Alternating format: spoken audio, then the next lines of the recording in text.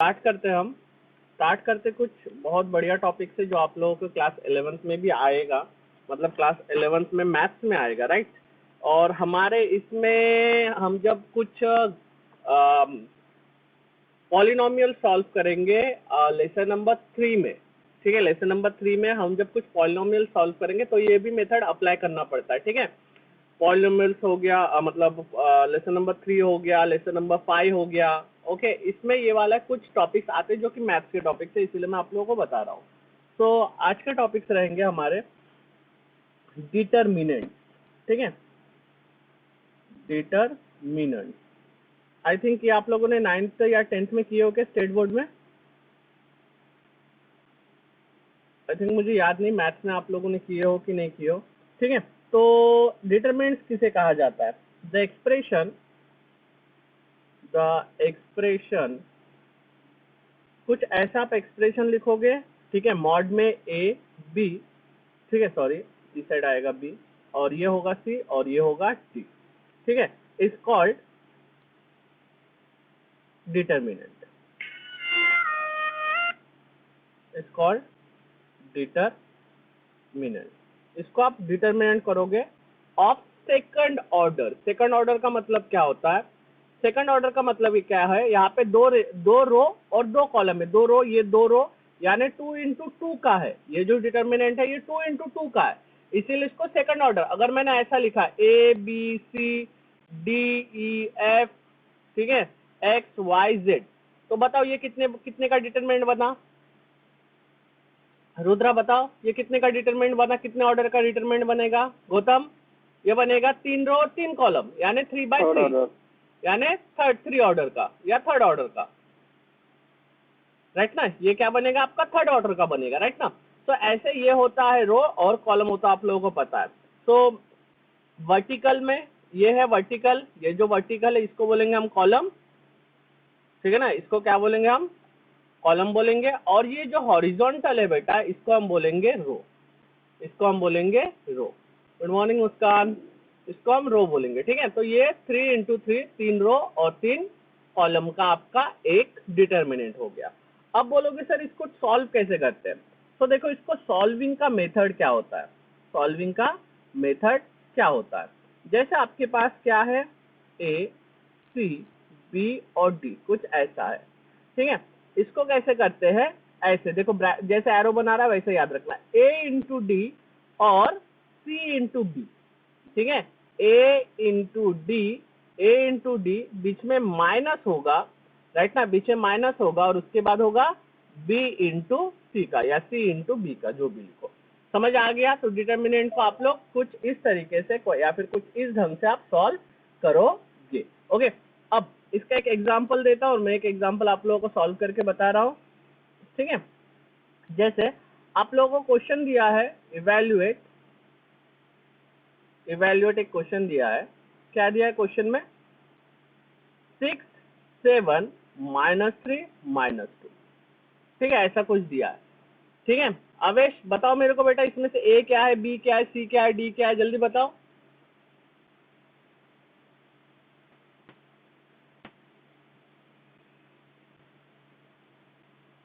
Good. पहले सबसे पहले हम क्या लिखेंगे, जो हमारे पास डिटरमिनेंट है 6 -3 7 और -2, इसको पहले जैसे का वैसा लिख लेंगे। फिर हमें पता है क्रॉस मल्टीप्लिकेशन में हम ए के साथ डी को मल्टीप्लिकेशन करते हैं और सी के साथ बी को मल्टीप्लिकेशन करते हैं। तो यहाँ पे लिखेंगे 6 इंटू -2, वेरी गुड, माइनस क्या होगा बताओ गौतम आगे? 7 इंटू -3, गुड, 7 इंटू -3, ओके। तो ये बना कितना? -12 पहले ब्रैकेट में, माइनस ऑफ -21, तो ये माइनस इंटू माइनस प्लस, तो 12 प्लस 21, इसका आंसर आया 9। समझ में आया क्या बेटा सबको? तो नेक्स्ट क्वेश्चन आप लोगों को सॉल्व करना है। क्वेश्चन कुछ इस तरीके से है, क्या है?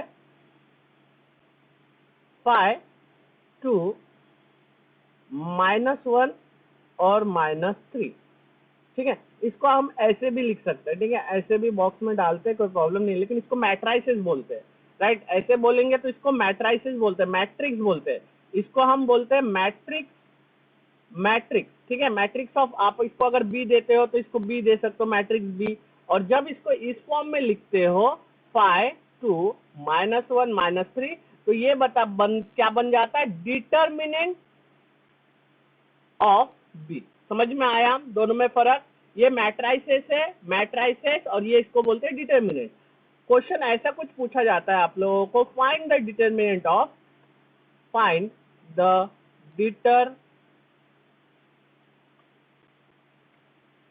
Determinant of matrix B.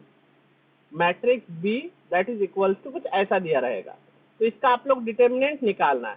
तो सबसे पहले डिटर्मिनेंट निकालने के लिए उसको इस फॉर्म में लिखना है, राइट ना। उसको कौन से फॉर्म में लिखना है बेटा, इस फॉर्म में लिखना है, ठीक है।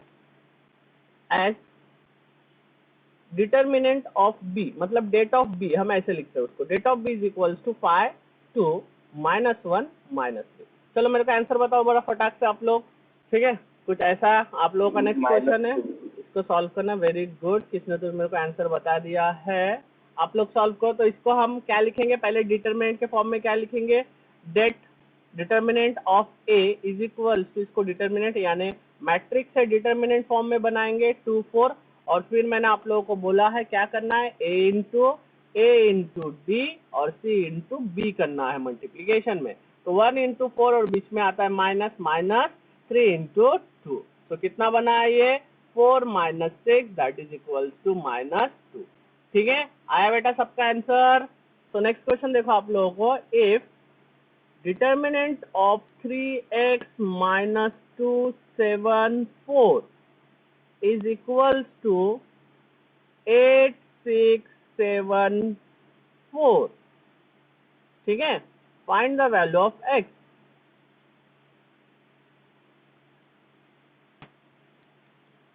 चलो फाइंड करो, बताओ मेरे को आंसर। तो देखो इसको हम सॉल्व करते हैं, क्या आता है आंसर।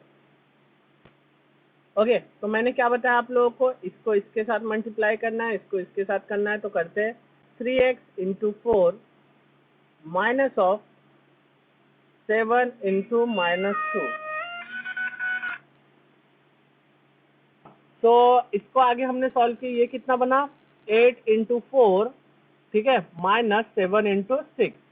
ओके, तो ये कितना बना बेटा 12x बना, ये बना माइनस, ये बना -14 इक्वल्स टू 8 4 जा 32 माइनस ऑफ माइनस, ये कितना बना 7 6 जा बताओ 42, राइट। तो ये कितना बना 12x माइनस माइनस प्लस 14, यहाँ से ये कितना बन गया -10 बना, ठीक है। अब प्लस 14 को इक्वल टू के इधर लाएंगे तो ये माइनस बन जाएगा, तो 12x equals to -10 minus of 14। तो आगे इसको सॉल्व करेंगे तो कितना बनेगा बेटा 12x इक्वल्स टू -24, तो x इक्वल्स टू कितना बना -24/12, ठीक है। देयरफॉर x इक्वल्स टू -2, ठीक है। आ गया सबको समझ में?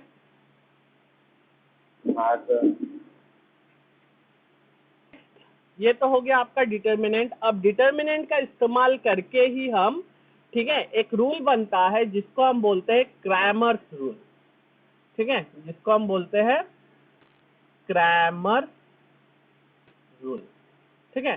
क्रैमर्स रूल कहाँ इस्तेमाल होता है, जैसे बड़े बड़े दो आपके पास दो लीनियर इक्वेशन दिया है, उसको डायरेक्ट डिटर्मिनेंट की मदद से सॉल्व करना, उसको कहा जाता है क्रैमर्स रूल, ठीक है। तो देखो आप लोगों के पास क्या है, कंसीडर सिस्टम ऑफ दो लीनियर इक्वेशंस का आपके पास सिस्टम है, 2 लीनियर इक्वेशन, ठीक है। एक लीनियर इक्वेशन है a1x plus b1y is equal to c1, याद रखना यहाँ पे प्लस में चाहिए, ठीक है।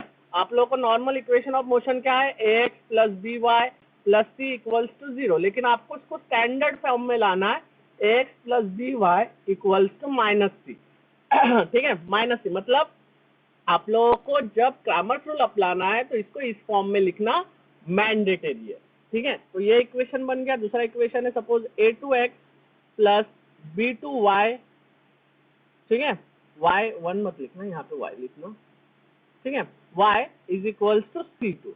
ऐसे 2 दिया है, ठीक है, ऐसा आप लोगों को 2 दिए हैं। तो देखो मैं यहाँ पे आप लोगों को क्या बता रहा हूँ, ध्यान देना, मैं आप लोगों को यहाँ पे 3 अलग अलग डिटर्मिनेंट निकालना सिखा रहा हूँ, 3 अलग अलग डिटर्मिनेंट। ठीक है, तो कैसे 3 अलग अलग डिटर्मिनेंट है? सबसे पहले कोएफिशिएंट ऑफ डिटर्मिनेंट, ठीक है, कोएफिशिएंट ऑफ डिटर्मिनेंट मतलब डिटर्मिनेंट निकालना है, डी निकालना है। डी मतलब क्या होता है? डी मतलब आप सी को पूरा ढक दोगे, ठीक है, सी को ढक दोगे, बाकी जो रहेगा वो लिखोगे, लेकिन एक्स वाई नहीं लिखोगे। ठीक है, तो सी को ढकोगे तो देखो A1 A2 बचा और यहाँ पे B1 B2 बचा। इसको हम बोलते हैं कोएफिशिएंट ऑफ डिटर्मिनेंट डी। अब लेट एक्स डिटर्मिनेंट, अब एक्स का डिटर्मिनेंट निकाल रहे, ठीक है, let X determinant be D of X, मतलब डिटर्मिनेंट एक्स का डिटर्मिनेंट हमने डी ऑफ एक्स पकड़ा, सी का डिटर्मिनेंट हमने डी पकड़ा। तो जब आप एक्स का डिटर्मिनेंट करोगे तो एक्स को ढक दोगे, इसको आप पूरा ढक दोगे। ठीक है, समझ आ रहा है? इसको आप ढक दोगे, इसको ढक दोगे और इसको सॉल्व करोगे तो क्या बनेगा? पहले C1 C2 और उसके बाद आएगा B1 B2। ठीक है, याद रखना। ओके, उसके बाद y का determinant, let y determinant be D of y, y का डिटर्मिनेंट क्या बनेगा? y का डिटर्मिनेंट क्या बनेगा? y को ढको, a और c बचेगा तो a और c लिखो, A1 A2 C1 C2, A1 A2 C1 C2, कुछ ऐसा बनेगा। अब आपको ये सब तो सर बोलोगे सर ये सब क्या, ये सब तो हमें फाइंड अप नहीं करना, हमें किसकी वैल्यू फाइंड अप करना है? फाइंड एक्स एंड वाई की वैल्यू फाइंड अप करना है। ठीक है, तो इसमें से एक्स और वाई की वैल्यू कैसे निकालते? तो एक्स, जब एक्स की वैल्यू निकालोगे तो उसका फॉर्मूला आएगा dx बाय डी, यानी determinant of x upon determinant of D. ठीक है, एंड मतलब डिटर्मिनेंट ये तो मैट्रिक्स फॉर्म में हो गया, डिटर्मिनेंट यानी ऐसा कुछ लिखोगे C1 C2 B1 B2, ये हो गया डिटर्मिनेंट ऑफ एक्स, और डिटर्मिनेंट ऑफ सी क्या होगा, यानी डिटर्मिनेंट क्या होगा? A1 A2 B1 B2। ठीक है, ये x निकल गया, y निकालना है। बोलोगे सर y कैसे निकाले? तो क्या होगा? Determinant of y upon determinant, that is y का डिटरमिनेंट निकालो, A1 A2 C1 C2। ठीक है, मतलब y का डिटरमिनेंट और d, A1 A2 B1 B2। समझ आया बेटा? हाँ ना बोल दो एक बार। फॉर्मूला लगा के हमें कुछ न्यूमेरिकल सॉल्व करना है, कुछ एग्जांपल्स देख लेते ताकि और क्लियरिटी हो जाए आप लोगों को। तो देखो क्वेश्चन कैसे रहेगा, solve the system with 2 variables. आपके पास एक सिस्टम दिया है 2 वेरिएबल्स का, by Cramer's rule. By Cramer's rule, Cramer's rule बाकायदा मेंशन किया गया है। ठीक है, तो एक इक्वेशन है 4x minus 3y equals to 11, और दूसरा है आपके पास 6x plus 5y equals to 7। ठीक है, ऐसा आप लोगों के पास 2 लीनियर इक्वेशन यानी 2 वेरिएबल्स, ठीक है, 2 लीनियर इक्वेशन दिया हुआ। सॉल्व कर रहे इसको। सबसे पहले बेटा आप लोगों को डी निकालना है, तो what is the formula for D? D is equals to, ठीक है, इसको कंपेयर विथ, पहले आप लोग अगर आप लोगों को और इजी करना है तो आप लोग A1 B1 C1 C2 निकाल सकते हो। तो A1 क्या हो जाएगा? A1 हो जाएगा 4, B1 क्या हो जाएगा? B1 हो जाएगा -3, और C1 क्या हो जाएगा? C1 हो जाएगा 11। यहाँ पे सिमिलरली A2 कितना हो जाएगा बेटा? 6 हो जाएगा, और B कितना हो जाएगा? B हो जाएगा 5, और सॉरी B2 हो जाएगा 5 और C2 हो जाएगा 7। राइट, तो सबसे पहले आप लोगों को डी निकालना है। डी की वैल्यू होती है, क्या होती है डी की वैल्यू? A1, ठीक है, determinant of A1 A2 B1 B2। चलो वैल्यूज डालते हैं हम, क्या बनेगा यहाँ से बताओ? A1 की वैल्यू बना 4, A2 की वैल्यू बना 6, B1 की वैल्यू बना -3 और B2 की वैल्यू बना 5। अब आप लोगों को ये डिटरमिनेंट सॉल्व करना आता है, इसको इसके साथ, इसको इसके साथ, तो कितना हो जाएगा? 20 minus of -3 6 18, that is 20 plus 18 that is equals to 38। ठीक है, 38।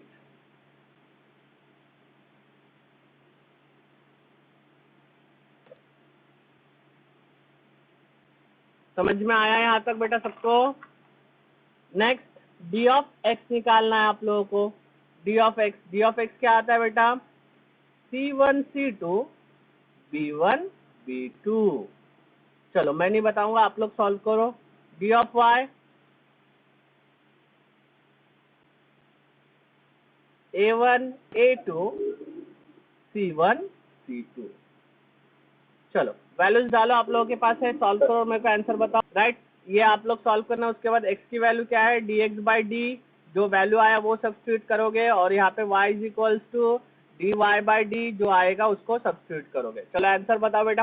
राइट, एक बार मैं आप लोगों को बता देता हूँ, ध्यान देना यहाँ पे क्या क्या आया। यहाँ पे आप लोगों का 11 7 -3 5, ठीक है, दैट इज इक्वल्स टू आया है 76। नेक्स्ट यहाँ पे ये आया है, इसको सॉल्व करेंगे तो 4 6 11 7, ये आया है -38। तो ये आएगा 76 अपॉन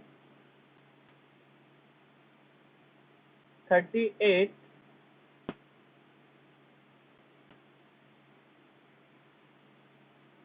ठीक है, 76 upon -38 that is equals to 2।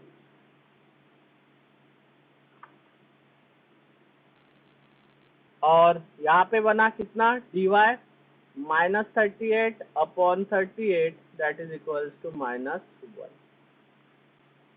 Question की तरफ। नेक्स्ट क्वेश्चन आप लोगों का कुछ ऐसा है जो मैं आप लोगों को बताऊंगा नहीं, आप लोगों को सॉल्व करना है। क्या है? Solve the system with 2 variables by Cramer's rule। Cramer's rule, right? क्या है? 3x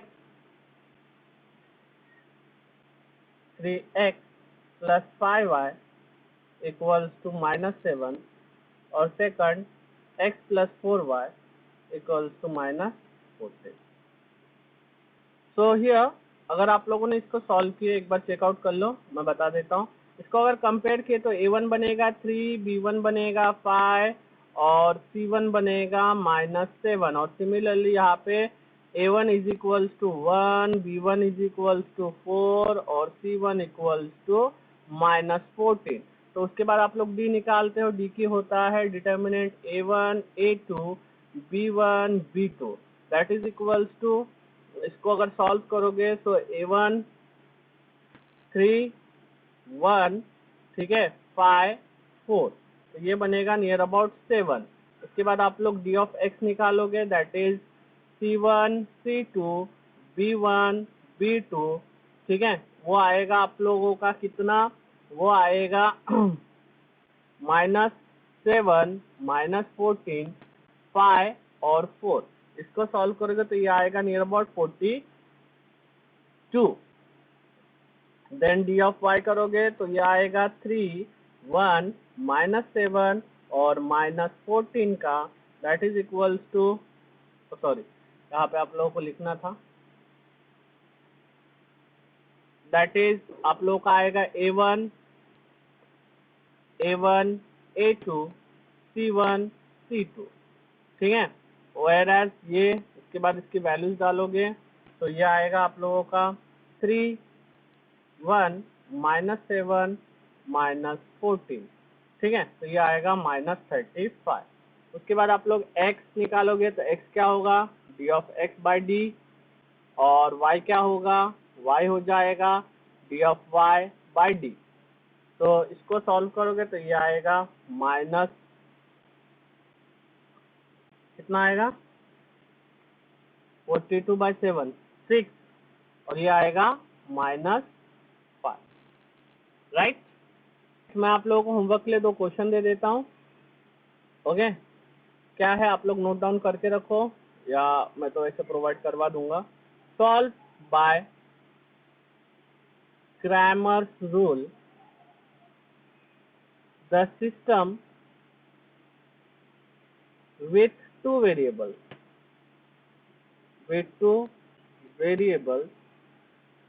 दो वेरिएबल्स के साथ सिस्टम सॉल्व करना है। -2x + 3y इक्वल्स टू -3 है, और दूसरा है 3x - 4y equals to 5। And next second question क्या है? Solve the system with two variables by Cramer's rule. ठीक है, y इक्वल्स टू -13 है, इसको बराबर अरेंज करना। ठीक है, समझ आ जाएगा आप लोगों को। इसको अरेंज करोगे तो x क्या होगा, x दिया ही नहीं है तो क्या लेना है आप लोगों को पता है। और दूसरा है 3x - 2y equals to 0 is equals to 0। ठीक है, समझ आ गया यहाँ तक। नेक्स्ट बेटा हम देखेंगे जो one of the most important topic होता है हमारा, लॉगरिथम। ठीक है, तो बेसिक लॉगरिथम आज पढ़ेंगे, लॉगरिथम। ठीक है, बेसिक लॉगरिथम के बारे में आज पढ़ेंगे। ओके, जैसे आपके पास if x and b are positive number, अगर आपके पास दो पॉजिटिव नंबर है x एंड b, ठीक है, तो इसको लॉग में कैसे लिखते हैं? इसको लॉग में हम कैसे लिखेंगे? कैसे लिखेंगे? लॉग बेस का पावर बेस में b into x, log base b x, इसको ऐसे पढ़ते हैं। ठीक है, तो इसको अगर रीड करना है आप लोगों को, अगर इसको रीड करना है बेटा, इसको अगर रीड करना है तो आप लोग रीड कैसे करोगे? Logarithm of x to the base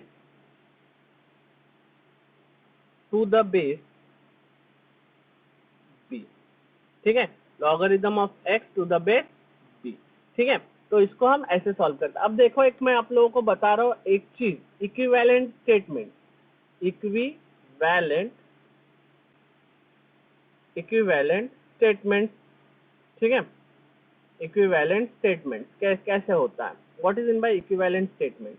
ठीक है, जैसे मैंने सपोज कहा कि log ऑफ बेस b, ठीक है, log of x base b, अगर मैंने ऐसा कहा इज इक्वल्स टू y होता है, अगर log of x base b अगर y के बराबर होता है, इसका मतलब ये होगा कि x इक्वल्स टू b का पावर y। ये लॉगरिथम का एक रूल है, एक लॉगरिथम का एक रूल है। तो देखो, ठीक है, यही इक्विवेलेंट स्टेटमेंट, इसे हम इक्विवेलेंट स्टेटमेंट कहते हैं और इसी स्टेटमेंट का हम मोस्टली इस्तेमाल करते हैं। ठीक है, जैसे आप लोगों के पास सपोज एक क्वेश्चन दिया है, एक एग्जांपल सॉल्व कर लेता हूं मैं आप लोगों के लिए। ठीक है, इफ आप लोगों के पास दिया है log बेस 4 का पावर, log बेस 4 16 दिया है, log base 4 16 equals to y दिया है, और आपको बोला गया है फाइंड y। क्या बोला गया है? y की वैल्यू फाइंड करना है आप लोगों को।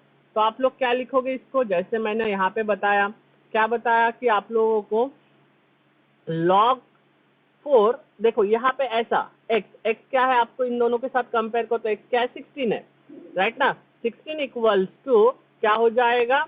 16 equals to on comparing log of b of x is equals to y, it can be return as x equals to b root to power y।